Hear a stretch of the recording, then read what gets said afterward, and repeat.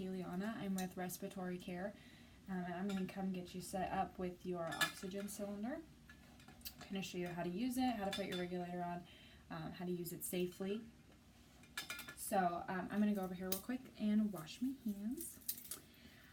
So this is what we call an E-cylinder. We know it's oxygen because it's green. Along with it also says oxygen here on the label. So some safety tips about this: you always want this secured in an upright position. So right now you can see that it's in a stand, so it's not going to fall over easily.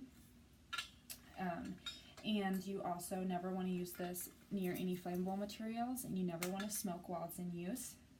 Always, if you're going to store it, keep it in a dry, well-ventilated area that's dark. You don't want it under any direct light or any direct heat, so you want to keep it in a cool area. So the first thing I'm going to do is I'm going to go ahead and I'm going to take this tab off here. That should be here. And once that's off, I'm going to go ahead and crack this tank, and that's going to get rid of any debris or dust, anything that's been building up on it. So cracking tank. Then we're going to close that right back up. And I'm going to grab my regulator here, which we have a pin index safety system regulator, and it has a washer and 2 pins. And you always want to ensure that the washer here is here. That's going to make sure that you don't have any leaks. So I'm going to go ahead and line these pins up here along with the washer and tighten this nice and tight and secure. So that's on there good. I'm going to go ahead and turn the oxygen back on using the key, and then I'm just going to listen for any leaks. And that sounds good. If there was a leak, I would just take this back off and make sure that the washer is properly fitting and is just a good washer. If it's not, I would replace the washer. So from there, I'm going to set it at the appropriate airflow for the patient.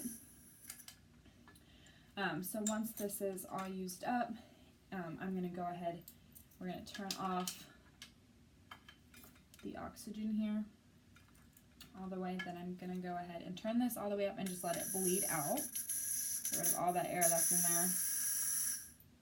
Okay, once that's done, we'll turn this back off, and that's when you can go ahead and take off your regulator. And then we would just dispose of this properly, putting it in upright in a stand. And then, so to calculate the duration of this cylinder, so it's at 800 psi. I'm going to multiply that by the cylinder factor, which for an E-cylinder, it's always going to be 0.28. Then I'm going to divide that by, this patient is at 2 liters per minute, and that puts them at, this cylinder will last them about 1 hour and 42 minutes. And that's all. Thanks.